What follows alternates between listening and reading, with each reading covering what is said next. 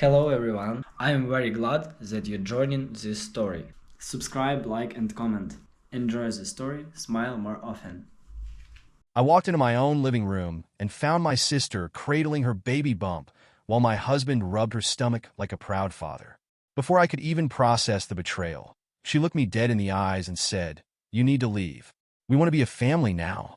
I never thought my life would turn into one of those nightmare stories you read about online, but here I was living it. The day Lisa told me she was pregnant, I was happy for her until she dropped the real bombshell. It's Mark's. My brain refused to process her words. The air around me felt heavier, like I was suddenly drowning in something I couldn't escape. My hands went cold, my heart pounded in my chest, and for a moment I thought I might actually pass out. Lisa sat there, her hands fidgeting in her lap, her expression caught between guilt and defiance. And Mark just stood there, silent. No denial, no desperate attempt to tell me she was lying. Just that guilty, pathetic silence. I swallowed, my throat dry, my voice barely above a whisper. "You're lying?" Lisa flinched but didn't back down. "I didn't mean for it to happen," she said, as if that made any of this better. "It just happened. Just happened," I repeated, my voice rising. "Lisa, you've been living in my house, eating my food, sitting across from me at dinner every night while you were sleeping with my husband." Mark finally spoke then, his voice low. "It wasn't like that." I snapped my head toward him, my vision blurring with tears. "Then tell me, Mark, what was it like?" Silence. Again, Lisa had the audacity to reach for my hand, but I yanked it away so fast she flinched. "I know you're upset, but we have to think about the baby now," she said, her voice trembling. "And I think you should move out." It was like a physical blow to the chest. My mind could barely catch up. My sister had just admitted to sleeping with my husband, was carrying his child, and now she was telling me to leave? I laughed, not because anything about this was funny, but because it was the only thing stopping me from completely breaking down. "You're insane." I shook my head, still laughing, but it came out hollow, bitter. "This is my house. You don't get to tell me to leave." Lisa's lips pressed into a thin line, and then she squared her shoulders like she actually thought she had some kind of upper hand. "Mark and I want to be a family," she said, her voice firmer now. "It would be awkward if you stayed." I turned to Mark, waiting for him to shut this down, to tell her she was being ridiculous, that no matter what mess they had created, he wouldn't actually kick his wife out of her own home. But he just stood there, staring at the floor, not saying a damn thing. That's when it hit me. They had talked about this. This wasn't some spur-of-the-moment confession. They had planned this. They had already made their choice. I felt like I was going to be sick. I took a step back, trying to steady my breathing. "Get out," I finally said. Lisa frowned. "What?" I said, "Get out." My voice was shaking, but my anger was rising fast. "Both of you, pack your things and get the hell out of my house." Lisa looked genuinely shocked, like she hadn't even considered this possibility. "You can't just kick us out," she said, her voice shaking now. I scoffed. "Oh, I absolutely can. And I will." Mark finally lifted his head, his brow furrowing. "Wait, let's talk about this." "There is nothing to talk about." I snapped. "You made your choice. You betrayed me. Both of you. And now you think you can just shove me aside like some inconvenience? Like I don't matter? No. You don't get to destroy my life and then live comfortably in my house." Lisa stood up. Hands on her stomach like that would somehow soften me. "I'm pregnant," she repeated, as if I didn't already know. "And that's your problem, not mine." Her mouth fell open slightly. She looked at Mark, expecting him to say something, to stand up for her, but he was still frozen in place. Useless. Pathetic. Just like he had always been, I realized. The only difference now was that the blindfold had finally come off. Lisa's face twisted, anger creeping in now that she realized I wasn't backing down. "You're being unreasonable." I let out a sharp, humorless laugh. "Unreasonable? You're sleeping with my husband, carrying his child, and you're telling me I'm the one being unreasonable?" She didn't answer. I turned on my heel and walked straight to our bedroom, my bedroom, and started grabbing Mark's things. I yanked open drawers, pulled clothes off hangers, tossed everything into a pile. I wasn't thinking. I wasn't processing. I was running purely on adrenaline, on rage, on the absolute need to get them the hell out of my space. Mark came in as I was throwing his shoes toward the door. "Come on, don't do this," he started, his voice pleading now. "We can figure this out." I turned to him, breathing heavily, my vision burning. "There is no we anymore, Mark." For the first time, I saw a flicker of fear in his eyes. Not fear of losing me. Fear of losing the life he had so comfortably been living off of. Because that's when it hit me. Mark didn't own anything. The house? Mine. The car? Mine. The savings? Mine. Lisa must have realized it too, because when I stormed back into the living room, she was staring at Mark, confusion and something close to panic creeping onto her face. Wait, what does she mean you don't own anything? Mark rubbed his jaw, looking away. It's complicated. Lisa blinked. No, it's really not. Her voice was sharper now. You told me we would be fine, that we could have a real family, that we wouldn't have to worry about money. I let out a slow breath, finally feeling the tiniest bit of satisfaction. Oh, Lisa, you really thought you were walking into a comfortable life, didn't you? I shook my head. Well, let me clear that up for you. Mark doesn't own a damn thing. Everything he's been living off of, that was all me. Lisa turned to Mark, her face pale. Tell me she's lying. He didn't say a word. I smiled, but it wasn't kind. I suggest you start packing. Lisa opened her mouth, then closed it again, her eyes darting between me and Mark like she was trying to wake up from a bad dream. But this was real. This was the reality she had thrown herself into. And I was done. I barely slept that night. Even after locking my bedroom door, I felt violated in my own home. Every creak of the floorboards, every muffled whisper from the guest room reminded me that I wasn't safe. Not from strangers, but from the people I had trusted the most. I lay in bed, staring at the ceiling, my mind running in circles. Lisa and Mark, my own sister and my husband. I had spent years building a life with Mark, believing we were a team. And Lisa? I had always protected her, given her a shoulder to cry on, let her into my home when she had nowhere else to go. And how did she repay me? By stabbing me in the back twice. By morning, I was done. I walked out of my room, fully prepared to tell them both to get out immediately. But before I could even open my mouth, Lisa beat me to it. She was already in the kitchen, arms folded across her chest, waiting for me like she had something important to say. We need to talk, she said, her tone clipped. I let out a dry laugh. Oh, do we? Lisa straightened her shoulders, glancing at Mark, who stood behind her, looking like he wanted to sink into the floor. He didn't even meet my eyes. Lisa, on the other hand, was full of nerve. Look, she started. I get that you're upset. I held up a hand, cutting her off. Upset? Lisa, you're sleeping with my husband. I shook my head. Upset doesn't even begin to cover it. She rolled her eyes, as if I was the one being dramatic. I didn't plan for this to happen, okay? It just did, right? I said, voice dripping with sarcasm. You just tripped and landed on my husband's dick.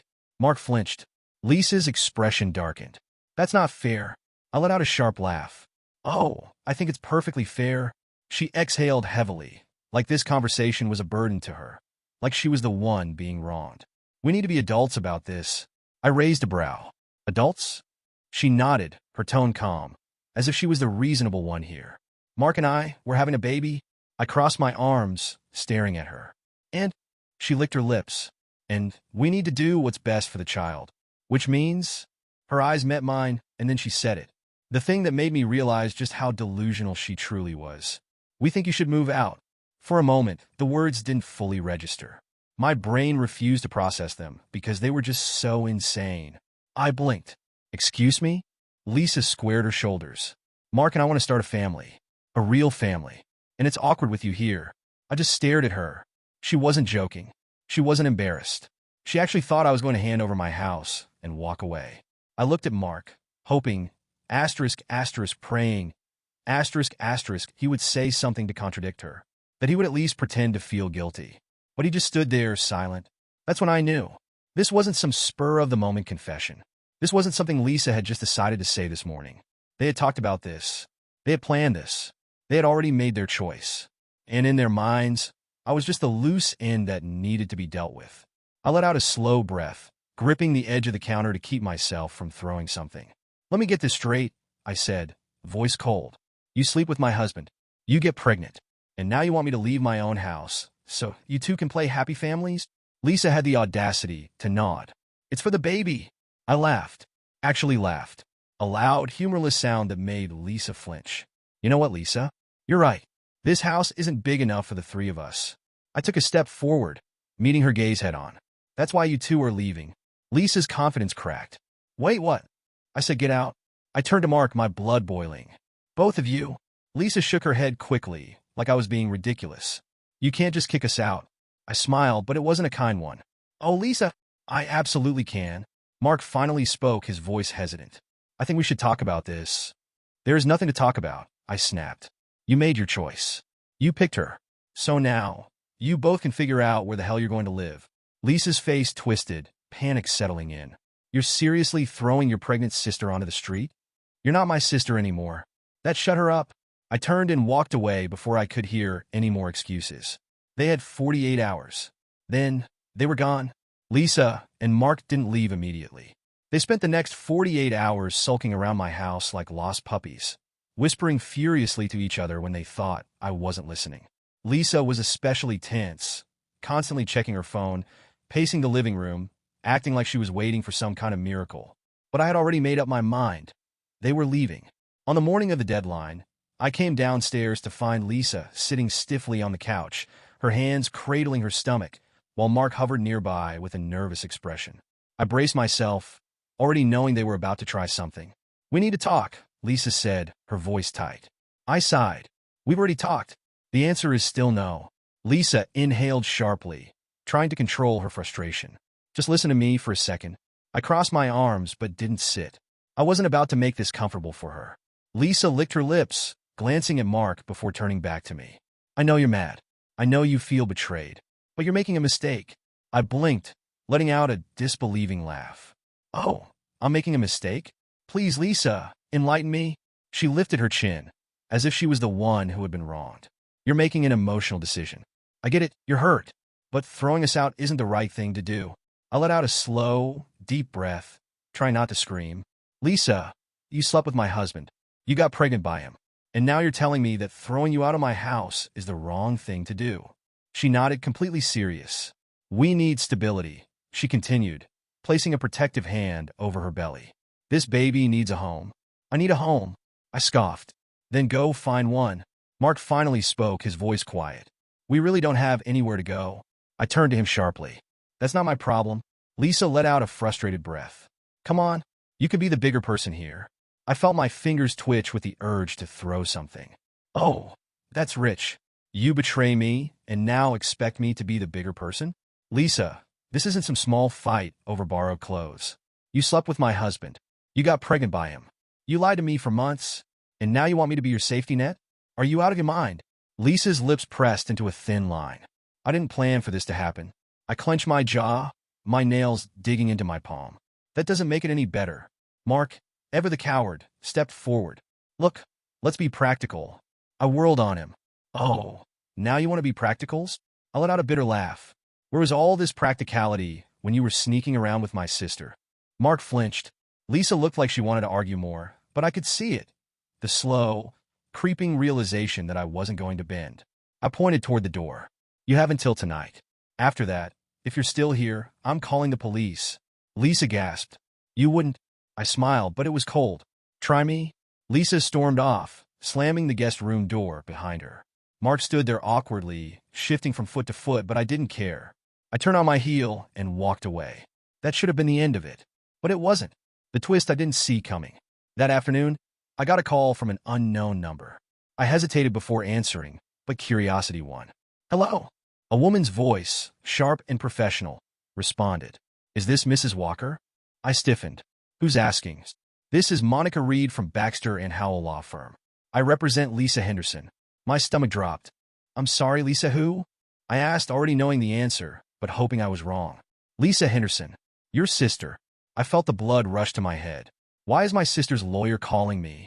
Monica cleared her throat. Lisa has some concerns regarding her housing situation. She's under a great deal of stress due to her pregnancy, and she's worried about being left homeless. We'd like to discuss a reasonable arrangement. I nearly dropped the phone. Lisa had actually gotten a lawyer involved. I gritted my teeth. There is no arrangement. She and my soon-to-be ex-husband are getting out of my house today. Monica sighed, like she had already expected that answer. I understand that emotions are running high. However, Lisa has been residing in your home for several months. In many states, that could establish tenant rights. Evicting her without proper notice could result in legal consequences. I clenched my jaw. Lisa isn't a tenant. She's a guest. She has been living there for an extended period of time, paying for some household expenses. I almost laughed. Paying? She hasn't contributed a damn thing. Monica hesitated.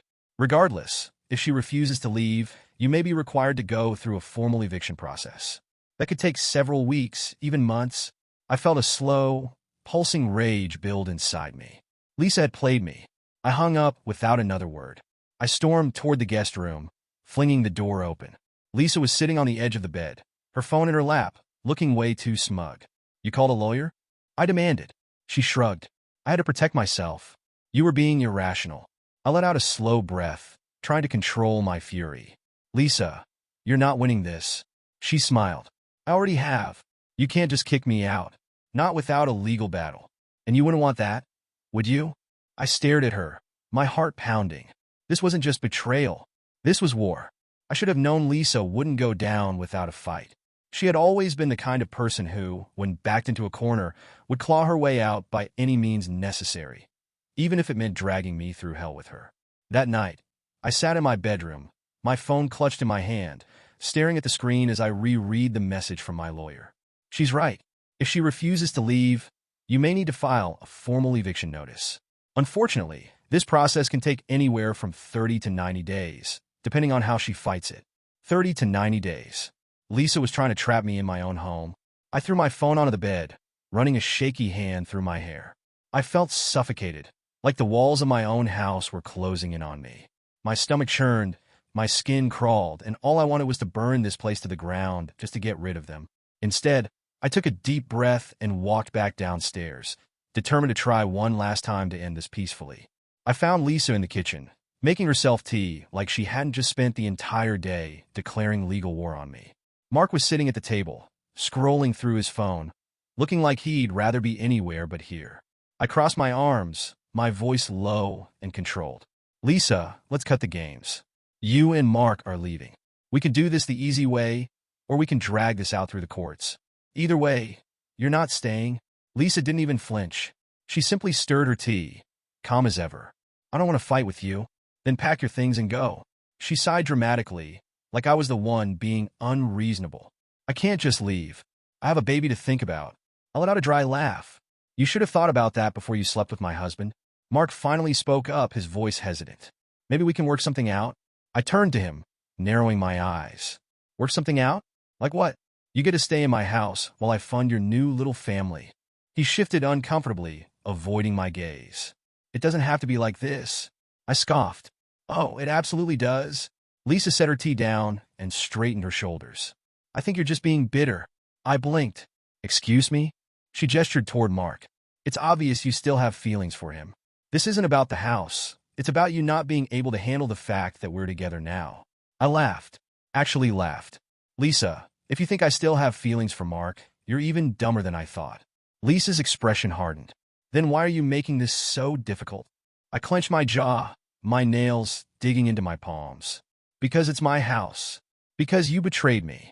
Because you don't get to cheat and then demand I make things easier for you. Lisa exhaled sharply. Fine, we'll stay for now. But when the baby comes, things might be different. I narrowed my eyes. What the hell is that supposed to mean? She gave me a tight smile. It means we'll see how things play out. Maybe you'll realize you don't want to raise a child in a toxic environment. My blood went cold. She thought she could push me out. Not just from my house, but from my own life. She thought she could wear me down. That I'd give up. That I'd cave. She was wrong. I took a step forward, my voice low and firm.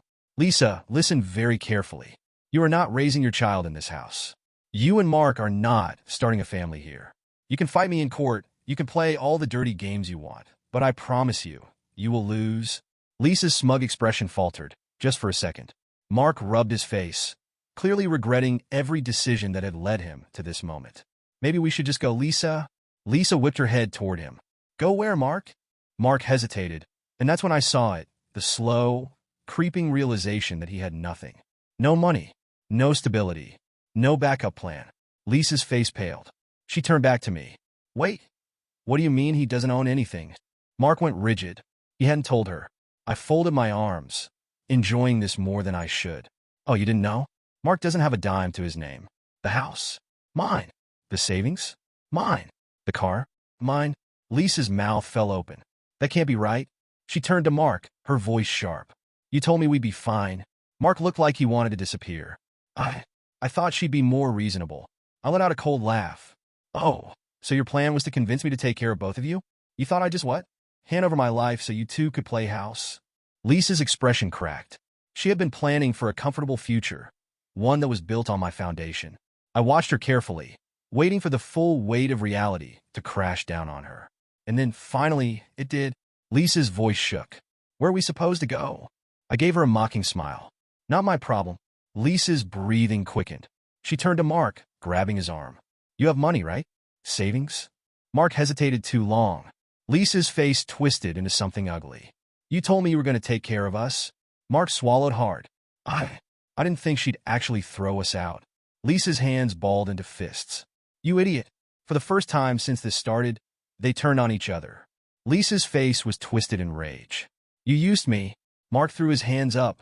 Oh, please. You think I planned for this? You threw yourself at me. Lisa gasped. You were supposed to love me. Mark scoffed. I was supposed to get a free ride. And just like that, they collapsed. I watched as the two people who had destroyed my life turned on each other like rabid dogs. Lisa shrieked, shoving Mark's chest, while he angrily muttered something about regretting everything. I felt nothing. No sympathy. No anger. Just satisfaction. I grabbed my phone, already dialing. Since you two can't decide where to go, I'll make it easy for you. I'm calling the cops. You have 5 minutes to leave before they get here. Lisa's head snapped up, pure panic in her eyes. Mark paled, and suddenly, for the first time in months, I was the one in control. The moment I said I was calling the cops, Lisa's expression cracked. For the first time since this nightmare started, she actually looked scared. She turned to Mark, expecting him to have a plan, but he was frozen in place, his face pale, his hands twitching. You're bluffing, Lisa snapped, her voice tight. I smiled, lifting my phone higher. Try me? Lisa's panic grew. She knew I wasn't bluffing. For all her manipulations, all her attempts to control the situation, she had no real power here. She had pushed too far, played too many games, and now she was scrambling to hold on. You can't just throw us out like this, she hissed. I'm pregnant, for God's sake. I let out a dry laugh. That's not my problem. Mark finally found his voice, but it was weak. Look, let's be rational. I turned to him, my smile dropping. Mark, the time for rational discussion was before you slept with my sister. You made your choice, and now you're both out of options. Lisa's breathing quickened. I could practically see the gears turning in her head, searching for another way out. Then she switched tactics. She smoothed out her expression, dropping the panic, forcing herself to appear calm. Okay, she said softly, nodding like she had just come to a peaceful conclusion. I see what's happening here. You're upset. You feel betrayed. And you have every right to be. I narrowed my eyes, instantly suspicious. But, she continued, we don't have to make this ugly. I crossed my arms. You're the one who called a lawyer, Lisa. She let out a small laugh, shaking her head. That was a misunderstanding. I was just trying to protect myself. But this isn't how family treats each other. I almost choked. You want to talk about how family treats each other? I snapped. Lisa, you had an affair with my husband.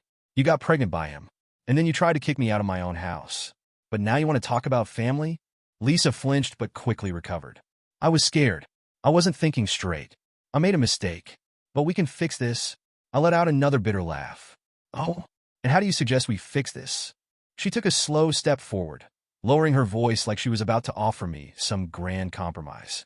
You let us stay, just for a little while, just until we figure things out. I blinked. Are you insane? She rushed ahead before I could shut her down completely. Think about it.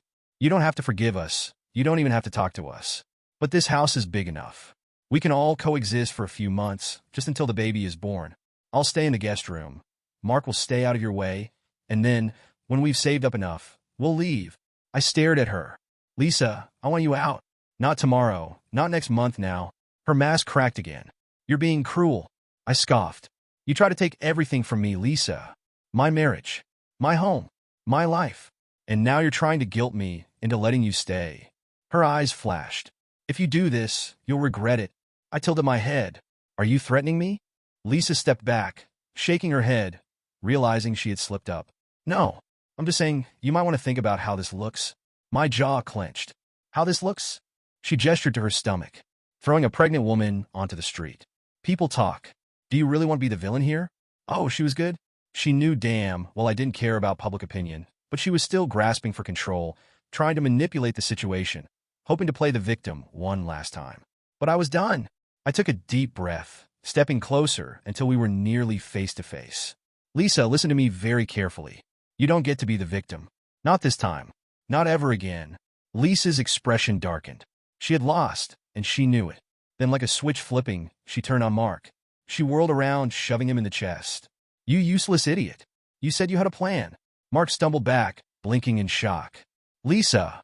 No. Don't Lisa me. You told me we'd be fine.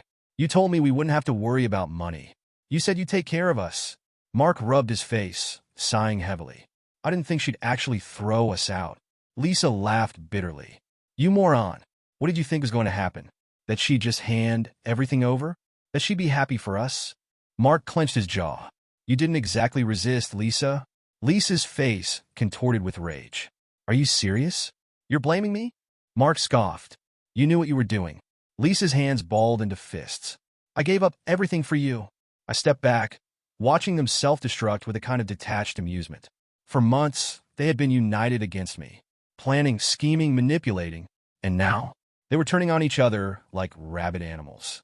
Lisa's voice was sharp, her words like knives. You're pathetic, Mark. You can't even stand up for yourself. No wonder she walked all over you for years. Mark's eyes flashed with something dark. At least she had something to offer. Lisa froze.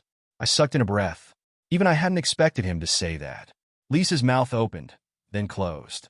Her face drained of color. What did you just say? She whispered. Mark looked away, like he already regretted it.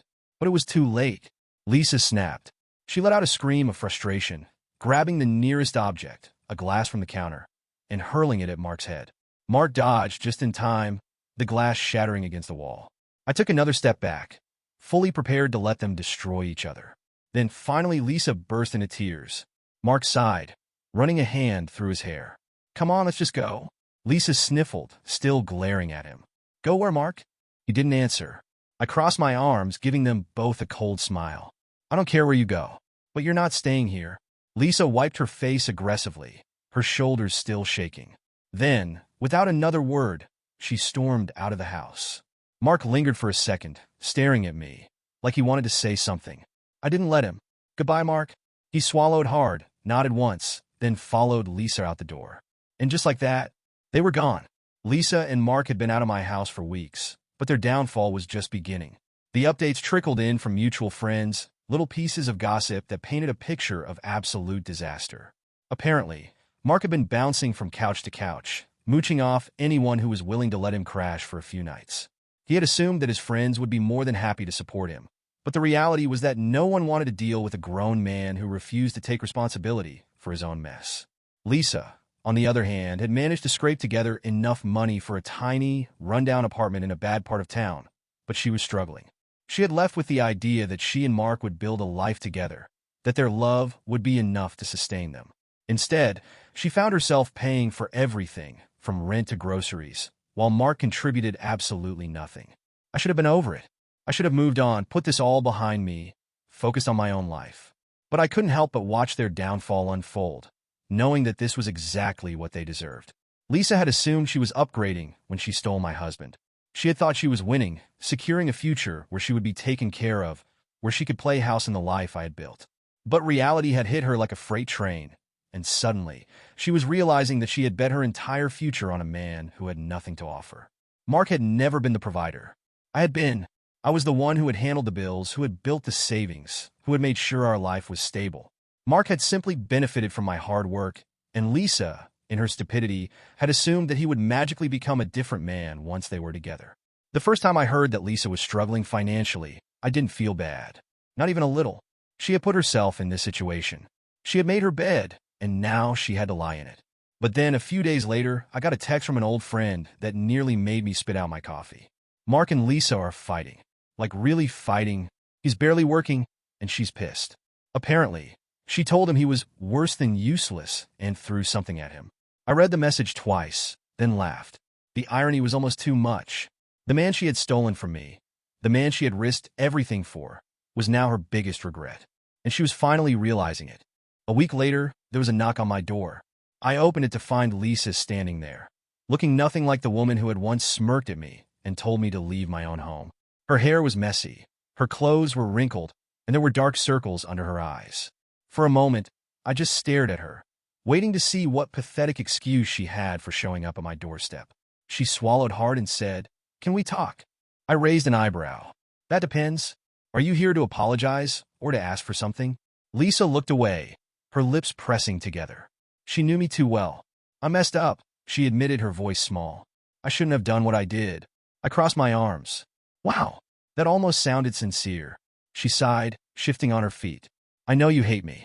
I don't blame you. But I need help." There was the real reason she was here. She didn't come to make things right. She came because she had no other options. I tilted my head. "Help? From me? The same person you betrayed?" Lisa swallowed hard. "Mark isn't who I thought he was." I let out a sharp laugh. "You're just figuring that out now."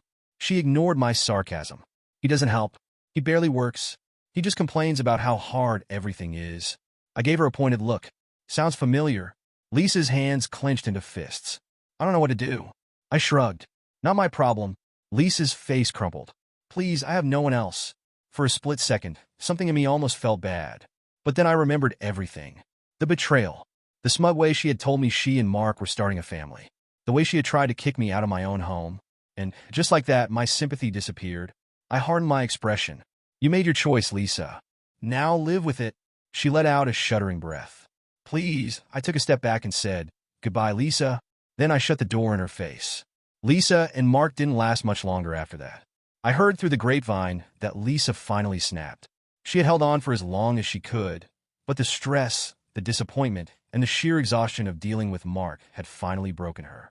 One night, after yet another fight about money, she kicked him out. She screamed at him to leave, threw his clothes into the hallway, and slammed the door in his face.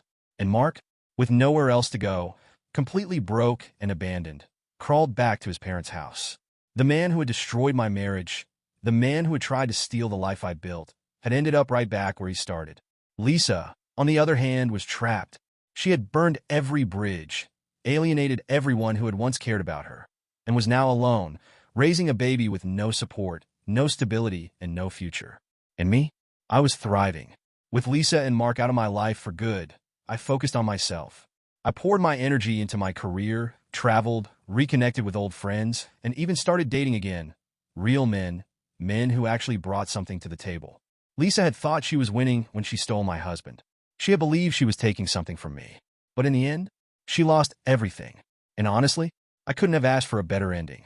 I thought I had seen the last of Lisa after shutting the door in her face. I assumed she would swallow her pride and figure things out on her own. But I should have known. Lisa never did anything alone. She had spent her entire life leeching off others, manipulating people into taking care of her. And now, she was out of options. 2 weeks after she showed up at my door, I got another surprise. I had just finished work and was enjoying a peaceful evening when my phone buzzed. It was a number I didn't recognize, but something in my gut told me who it was. I debated ignoring it, but curiosity got the best of me. "Hello?" There was silence on the other end for a moment, then a soft, hesitant voice. "It's me." I rolled my eyes. "What do you want, Lisa?" She sighed, like this conversation was painful for her. "I know I'm probably the last person you want to hear from." "You're right about that." She ignored my jab and continued. I don't know what to do." I leaned back against my couch, not bothering to hide my amusement. "Still not my problem." There was a long pause, then a shaky breath. "I'm serious. Things are bad, and I don't have anyone else to turn to." Her voice sounded different this time. Less smug, less entitled. She was desperate, but I wasn't about to let her guilt me into fixing her mess. "That's funny," I said, "because the last time we talked, you made it very clear that you didn't need me." She hesitated. "I was wrong." I smirked. "Yeah, you were." Lisa let out a frustrated breath. Can you stop being so cold for 1 second? I have a baby, I'm struggling, and I don't know what to do." I stared at the ceiling, debating whether I even wanted to entertain this conversation. But something in me wanted to hear just how bad things had gotten for her. "Fine," I said. "Tell me, how's your perfect life going?" Lisa sniffled, and for a second I thought she was going to start crying. "I don't have any money. My savings are gone. My job barely covers rent. I'm behind on bills. And Mark," she let out a bitter laugh. "He's even worse than I thought." I raised an eyebrow. "Oh, do tell." "He didn't just go back to his parents' house," she muttered. "He moved in with some new girl. some waitress he met at a bar. Apparently, she has her own place, and he convinced her to let him stay. I let out a sharp, cruel laugh. Let me get this straight. You lost everything for Mark, and now he's living off some other woman's? Lisa's voice wavered. I thought he loved me. I scoffed. Lisa, Mark doesn't love anyone but himself. She went quiet. I could hear her breathing, shaky and uneven, like she was trying not to break down. But I wasn't going to feel bad for her, not after everything she had done. So, what now? I asked. You want to move in with me? Borrow money? Get a fresh start? She hesitated. I just need a little help. I shook my head, completely done with this conversation. Lisa, you made your choice. You chose Mark. You chose to betray me. And now that everything has fallen apart, you expect me to pick up the pieces? She let out a choked sob. Please. I inhaled deeply, then let out a slow, controlled breath. No. Silence. Then a small, broken whisper. I don't have anywhere else to go.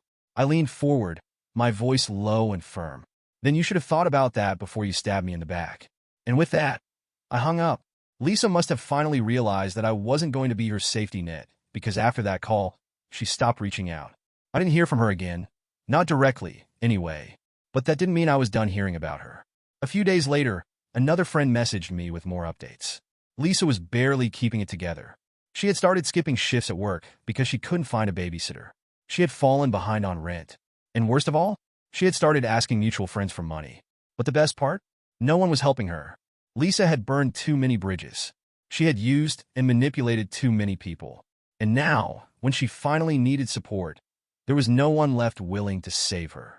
I'd be lying if I said I didn't feel some satisfaction in knowing that karma had finally caught up to her. She had expected to build a perfect new life while I was left broken and abandoned. But instead, she was the one falling apart. And me? I was thriving. I had started dating again, reconnecting with old friends, focusing on my career. I had taken back my life. Lisa and Mark had done everything they could to ruin me, but in the end, they had only destroyed themselves. Lisa had chosen to betray me. Now, she was learning exactly what that cost. And the best part? I didn't have to lift a finger. Karma did all the work for me. I thought Lisa was finally out of my life, that I would never have to deal with her pathetic excuses and desperate pleas again. But as always, Lisa wasn't the type to give up easily. Just when I thought she had accepted her fate, she decided to throw one last tantrum. It started with another unexpected knock on my door. I had just gotten home from work and was in the middle of enjoying my first peaceful evening in weeks when I heard it. That dreaded knock. I knew, before I even opened the door, that it was her. I debated ignoring it, pretending I wasn't home, but deep down, I wanted to see how far she'd fallen. I wanted to see the consequences of her actions written all over her face. So I took a deep breath, braced myself, and pulled the door open. And there she was. Lisa stood on my doorstep, looking worse than before. Her hair was messy, her eyes sunken, and her clothes were wrinkled like she hadn't even bothered to try anymore. But what really caught my attention was the stroller beside her. There, wrapped in a cheap blanket, lay her newborn baby. For a split second, I just stared. The last time I had seen her, she had still been pregnant, still clinging to the fantasy that Mark would step up and be the man she had imagined. But now, she was completely alone. Lisa swallowed hard, her hands tightening on the stroller handle. Can we talk? I let out a breath and crossed my arms. We've done enough talking, Lisa. Her lower lip trembled, but she squared her shoulders, trying to appear strong. I just need a minute, please. I debated slamming the door in her face, but curiosity got the best of me. Fine, talk. She let out a shaky sigh and glanced down at the baby. It's different now. I have a child. I can't do this on my own. I raised an eyebrow, and that's my problem because her eyes snapped up, filled with frustration. Because I'm your sister. I actually laughed. Lisa, you lost the right to call yourself my sister the moment you slept with my husband. She flinched, but I didn't care. Lisa let out a slow breath, forcing herself to stay calm. Look, I get it. I deserve this. I made mistakes. But my baby doesn't deserve to suffer because of what I did. I frowned, my eyes flickering to the baby. For the first time, something inside me hesitated. The baby was innocent in all of this. He hadn't asked to be born into Lisa's mess, hadn't chosen a mother who had burned every bridge she had. But then, just as quickly, my anger returned. This was still Lisa's fault. She had made this bed. She had chosen this path. And she wasn't my responsibility. Lisa must have noticed my hesitation because she took a calculated step forward. Just let me stay for a little while. Just until I find a better job. I'll stay out of your way, I promise. I let out a slow, controlled breath. Lisa, let me be very clear with you. I don't trust you. I don't believe a word that comes out of your mouth. And I refuse to let you use me again. Her face crumpled. I have nowhere else to go. I shrugged. Not my problem. Lisa's hands balled into fists. You're really going to let your own family suffer? I tilted my head. You mean the same family that tried to kick me out of my own home? Her jaw clenched. That was different. I scoffed. No, Lisa. It wasn't. You thought you could take everything from me and get away with it. But now that you have nothing, you suddenly remember we're family? Tears filled her eyes, and for a moment, I thought she was finally going to admit defeat. But then her face twisted with anger. You're a selfish bitch, she spat. You always have been. I smirked. And you're a pathetic homewrecker who thought she was special. How'd that work out for you? Lisa let out a choked sob, then did something truly insane. She grabbed the baby from the stroller and held him out to me. Take him, she said, her voice shaking. I froze. What? Lisa's breathing was ragged, her eyes wild. Take him. If you hate me so much, if you don't want to help me, then at least take care of him. My heart stopped. For a moment, I didn't know what to say. I just stood there, staring at the tiny baby in her arms, watching as she held him out to me like he was nothing. And in that moment, I realized something horrifying. Lisa wasn't just desperate. She was completely unhinged. She had actually considered abandoning her child just to make me feel guilty. I took a slow step back, my stomach turning.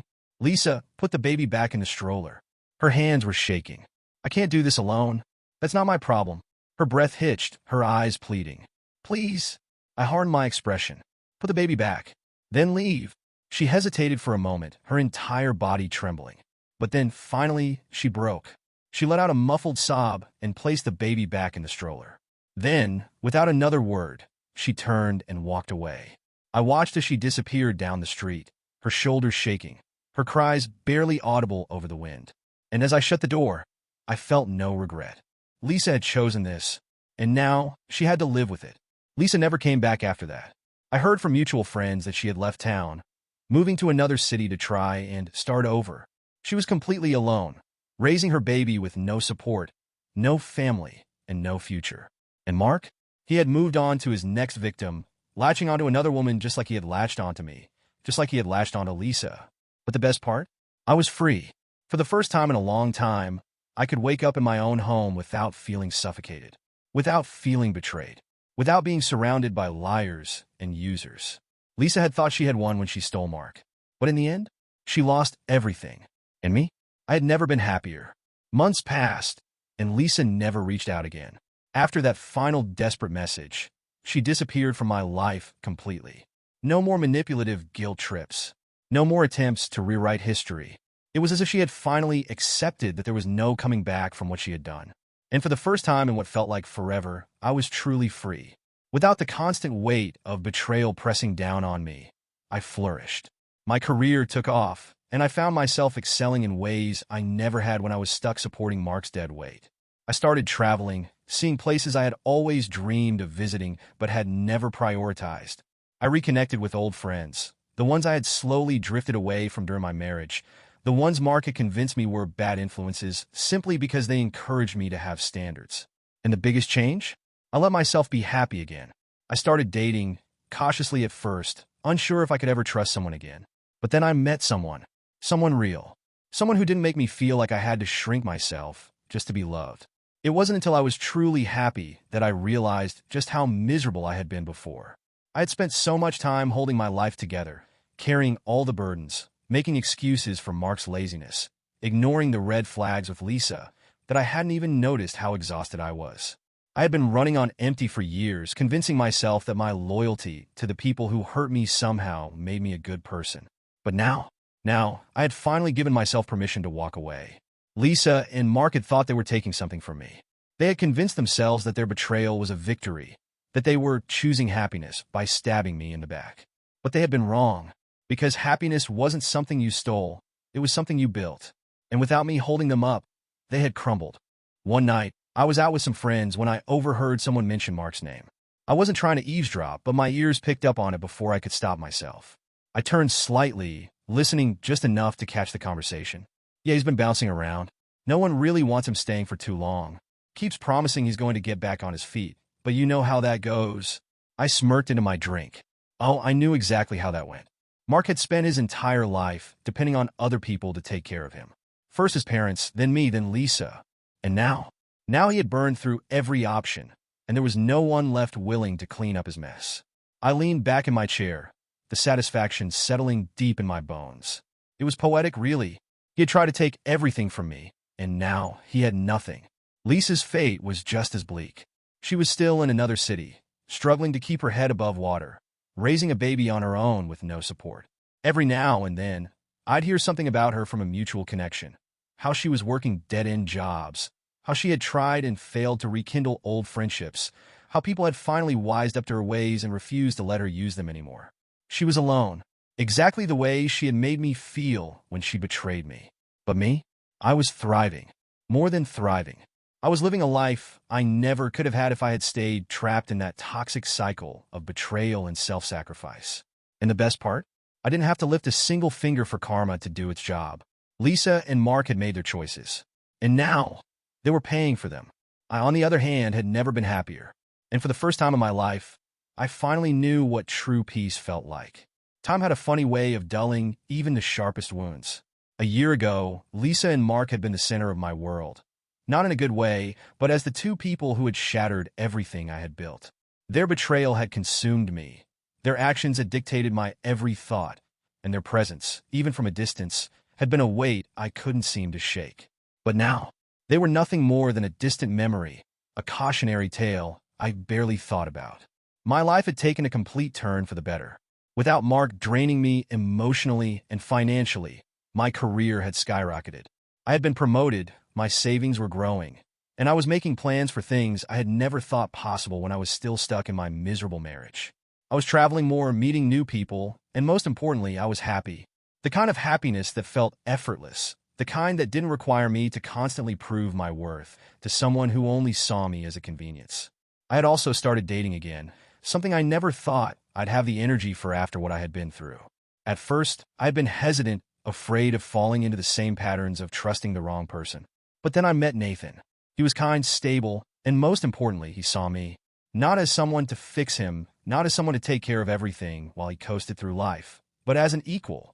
Being with him was easy, a stark contrast to the exhausting love I had given to Mark.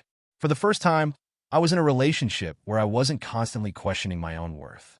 Lisa and Mark, on the other hand, were still dealing with the fallout of their choices. I rarely heard about them anymore, but every once in a while, a small piece of their unraveling would make its way back to me. Mark had officially burned through his last chances with his friends and family. He had jumped from couch to couch, always with the same promises. I just need a little more time. I'm getting back on my feet. Things are going to turn around soon, but people had finally stopped believing him. The last I heard, he was living out of a friend's garage, still blaming everyone but himself for his situation. Lisa, on the other hand, was still trying to hold her life together by sheer force of will. She was working 2 jobs, barely making enough to cover rent and childcare. The image she had once projected of a woman who had won, who had secured a better future, had crumbled completely. People had stopped feeling sorry for her.